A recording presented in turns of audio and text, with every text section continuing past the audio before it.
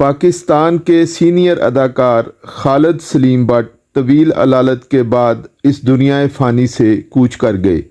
وہ عرصہ دراز سے جگر اور معدے کے اعراض میں مبتلا تھے۔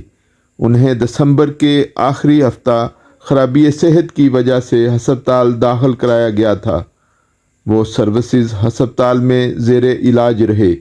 ان کے انتقال سے پاکستان ڈرامہ انڈسٹری ایک اور سینئر آرٹسٹ سے محروم ہو گئی۔ خالد بٹ جنوبی ایشیا کے ان چند فنکاروں میں سے تھے جنہیں حقیقی اور ورسٹائل فنکار کہنا چاہیے۔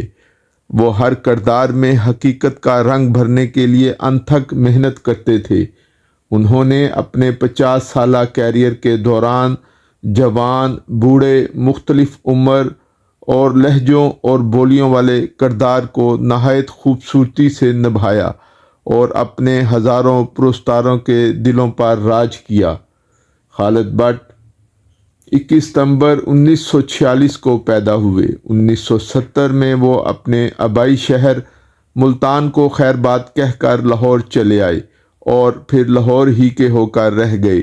انہوں نے اپنے شوبز کیریئر کا آغاز 1970 میں بطور اسسٹنٹ ڈائریکٹر کے طور پر کیا اور تقریباً 8 سال انہوں نے اسسٹ کیا، پھر ایسوسی ایٹ ڈائریکٹر رہے۔ خالد سلیم بٹ نے 3 فلمیں ایز اے ڈائریکٹر بھی کیں جو کامیاب نہ ہو سکیں۔ اس لائن میں ناکامی کے بعد انہوں نے ڈراموں میں کام کرنے کا فیصلہ کیا۔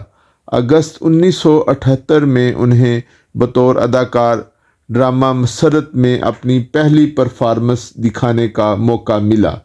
انہوں نے طویل کیریئر میں بے شمار ٹی وی ڈراموں، فلموں اور تھیٹر میں کام کیا اور اپنی صلاحیتوں کا لوہا منوایا۔ ان کے مشہور ڈراموں میں اپنے ہوئے پرائے، نیلے ہاتھ، بوٹا فرام ٹوبہ ٹیکسنگ، لنڈا بازار، لال عشق، جی ٹی روڈ، جنجال پورا، جگ بیتی، خدا اور محبت، سورج کے ساتھ ساتھ، شام ڈھلے، حمام، دل لگی، لو، لائف اور لاہور، قسمت، ہم دونوں، مجھے جینے دو، تیرے پیار میں، اندھیرا اجالا، دوسرا آسمان، جیون نگر، پس دیوار، میں اکیلی رہ گئی، رشک، گنجل، بار حیات، دل دروازے، کچھ پیار کا پاگل پن بھی تھا، محبت، زندگی اور لاہور، عشق، عبادت، کھائی، تم سے کہنا تھا، ادھوری کہانی، میں ہار نہیں مانوں گی، نیلم کنارے سمیت کئی ڈراموں میں لازوال کردار نبھائے۔ ان کے ڈرامے جی ٹی روڈ نے نہ صرف پاکستان بلکہ بھارت میں بھی بے حد شہرت حاصل کی۔ خالد بٹ کو فن اداکاری کے شعبہ میں نمایاں کارکردگی کے اعتراف میں 14 اگست 2019 کو پرائڈ آف پرفارمنس کے اعزاز سے بھی نوازا گیا۔ وہ مشہور اداکار زاہد سلیم بٹ اور عابد سلیم بٹ کے بھائی تھے۔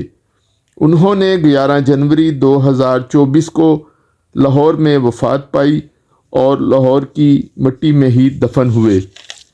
ناظرین، امید کرتے ہیں کہ آپ کو ہماری یہ معلوماتی ویڈیو پسند آئی ہوگی۔ مزید اچھی ویڈیوز کے لیے ہمارے چینل کو ضرور سبسکرائب کیجیے گا اور بیل آئیکن کو ضرور پریس کیجیے گا تاکہ ہر نئی آنے والی ویڈیو آپ بآسانی دیکھ سکیں، اور اس ویڈیو سے متعلق بھی کمنٹ میں اپنی رائے سے ضرور آگاہ کیجیے گا۔